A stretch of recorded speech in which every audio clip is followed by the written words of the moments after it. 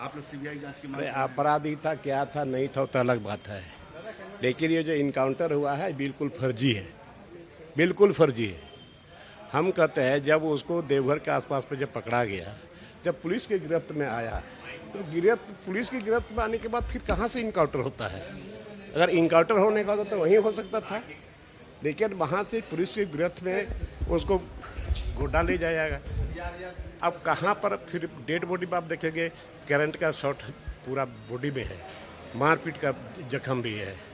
तो आखिर ये पुलिस की गिरफ्त में है और इनकाउंटर कैसे दिखा दिया कि ये हथियार लेकर के भाग रहा था, पुलिस का हथियार लेके भाग रहा था।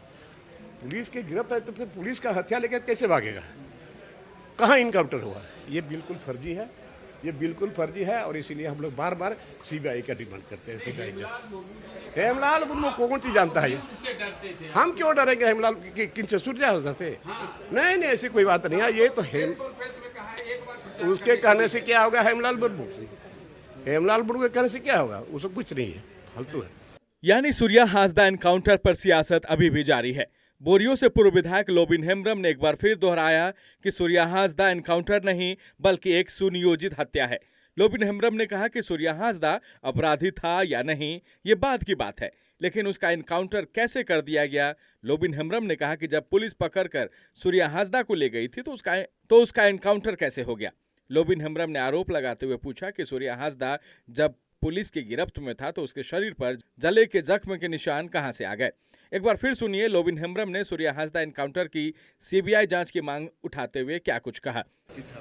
आप लोग सीबीआई जांच की मांग अरे कर रहे हैं। अपराधी था क्या था नहीं था वो तो अलग बात है, लेकिन ये जो इनकाउंटर हुआ है बिल्कुल फर्जी है, बिल्कुल फर्जी है।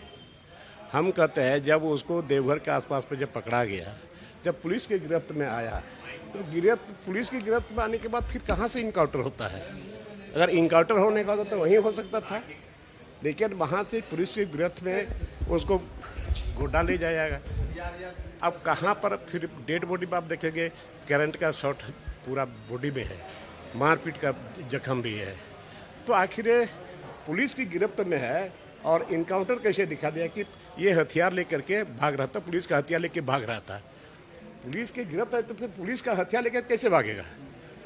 कहाँ इनकाउंटर हुआ? ये बिल्कुल फर्जी है, ये बिल्कुल फर्जी है और इसीलिए हम लोग बार बार सीबीआई का डिमांड करते हैं। सीबीआई हेमलाल मुर्मू कौन सी जानता है?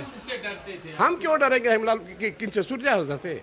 नहीं नहीं, ऐसी कोई बात नहीं है। ये तो उसके कहने से क्या होगा? हेमलाल मुर्मू के कहने से क्या होगा? उसको कुछ नहीं है, फालतू है।